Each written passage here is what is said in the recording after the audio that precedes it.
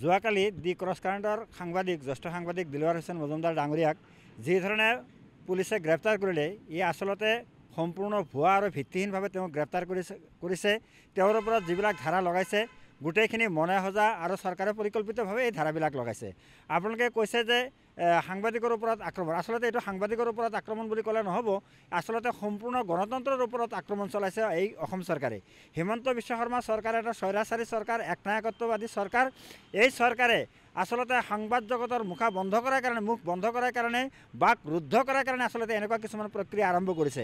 আমি দেখিবলৈ পাইছোঁ বিগত দিনবিলাকত প্ৰফুল্ল মহন্ত চৰকাৰৰ দিনতে এটা সময়ত এনেকুৱাকৈ সাংবাদিকৰ ওপৰত নিৰ্যাতন চলাইছিল, যাৰ কাৰণে এটা সময়ত গৈ প্ৰফুল্ল মহন্তৰ ৰাজনীতিৰ পৰা তেওঁ হাত ধুই বহিবলগীয়া হৈছিলে। ঠিক তেনেকুৱা এটা পৰিস্থিতি হিমন্ত বিশ্ব শৰ্মাৰো হ'ব বুলি এটা উকমুকনি আৰম্ভ হৈছে। কাৰণ তেওঁ যি ধৰণে মানুহৰ বাক ৰুদ্ধ কৰিব বিচাৰিছে বা সংবাদ জগতৰ কলম তেওঁলোকে যি ধৰণে স্তব্ধ কৰিব বিচাৰিছে, এই কথাটো গণতন্ত্ৰৰ কাৰণে কোনো পধ্যেই ভাল লক্ষণ নহয়।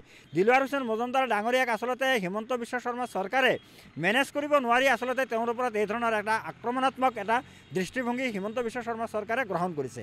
আৰু এই ক্ষেত্ৰত অসম চৰকাৰৰ ভেৰণীয়া পুলিচ বাহিনীয়ে হিমন্ত বিশ্ব শৰ্মা চৰকাৰৰ গোটেই কথামতে তেওঁলোকে উঠা বহা কৰিছে। এই কথাটো ভাল লক্ষণ নহয়, এইটো অসমৰ কাৰণে একেবাৰে এটা অশুভ লক্ষণ, অসমৰ জনসাধাৰণৰ কাৰণে এটা অশুভ লক্ষণ। গতিকে আমি আহ্বান জনাইছোঁ অসম সংখ্যালঘু সংগ্ৰাম পৰিষদৰ তৰফৰ পৰা যে হিমন্ত বিশ্ব শৰ্মা চৰকাৰৰ এই স্বৈৰাচাৰী ভাৱ বা এই স্বৈৰাচাৰী শাসন ব্যৱস্থা উফৰাবৰ কাৰণে অসমৰ ৰাইজ ৰাজপথলৈ ওলাই আহিব লাগে।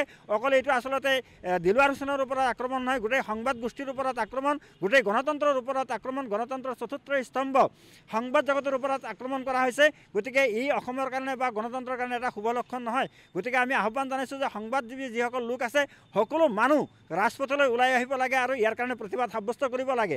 যিকোনো মূল্যৰ বিনিময়ত বিনা চৰ্তে দিলৱাৰ হোসেন ডাঙৰীয়াক মুক্তি দিয়াৰ কাৰণে আমি অসম চৰকাৰৰ ওচৰত আমি আহ্বান জনাইছোঁ। গৃহ বিভাগে আচলতে আমি দেখিবলৈ পাইছোঁ যে তেওঁলোকে অসম চৰকাৰৰ ভেৰণীয়া বাহিনীৰ নিচিনা তেওঁলোকে কাম কৰিছে। সিদিনাখন USTMৰ আচাৰ্য মেহবুবুল হক ডাঙৰীয়াক যি ধৰণে তেওঁক গ্ৰেপ্তাৰ কৰি তেওঁক জেল হাজতলৈ প্ৰেৰণ কৰিছিল, আচলতে দেখা গ'ল যে আইনৰ আওতাত আচলতে এই কথাবিলাক শুদ্ধ নহয় কাৰণে তেওঁ ন্যায়ালয়ৰ দ্বাৰা তেওঁ জামিনত মুক্তি হৈ আহিবলৈ সক্ষম হৈছে। গতিকে দিলৱাৰ হোসেন ডাঙৰীয়াও যে তেওঁ আদালতৰ পৰা মুক্তি পাব এই কথাটো নিশ্চিত, কিন্তু আদালতৰ পৰা মুক্তি পোৱাটোৱেই ডাঙৰ কথা নহয়। কিন্তু এখন নিৰ্বাচিত চৰকাৰে অগণতান্ত্ৰিকভাৱে সংবাদ জগতৰ ওপৰত এই ধৰণৰ নিৰ্যাতন চলাব এই কথাটো কোনোবাই গ্ৰহণযোগ্য নহয়। গতিকে ইয়াৰ প্ৰতিবাদ হ'বই লাগিব। ইয়াৰ কাৰণে ৰাজপথলৈ ওলাই আহিব লাগিলে ৰাইজ স্বতঃপ্ৰতভাৱে ওলাই আহিব। অকল মাত্ৰ সাংবাদিক বন্ধুসকলে বা সংবাদ জগতে ৰাইজলৈ আহ্বান জনাব লাগে যে ৰাইজ ইয়াৰ বিৰুদ্ধে ৰাজপথলৈ ওলাই আহিব লাগে। আপোনালোকে দেখা পাব নিশ্চয়কৈ হেজাৰ হেজাৰ ৰাইজ শিলদল ভাঙি এই চৰকাৰৰ বিৰুদ্ধে ৰাজপথলৈ ওলাই আহিব। মই আগতেই কৈছোঁ যে আচলতে আৰক্ষী এতিয়া তেওঁলোকে স্বতন্ত্ৰ সংস্থা হৈ থকা নাই। আৰক্ষী সম্পূৰ্ণৰূপে অসম চৰকাৰৰ বহতীয়া ভেৰণীয়া গুণ্ডা বাহিনী হিচাপে আৰক্ষীয়ে কাম কৰিছে, যাৰ কাৰণে হিমন্ত বিশ্ব শৰ্মা চৰকাৰৰ পৰা যি নিৰ্দেশ আহিছে সেই নিৰ্দেশ মতেৰে আচলতে আৰক্ষী বাহিনীয়ে কাম কৰিছে।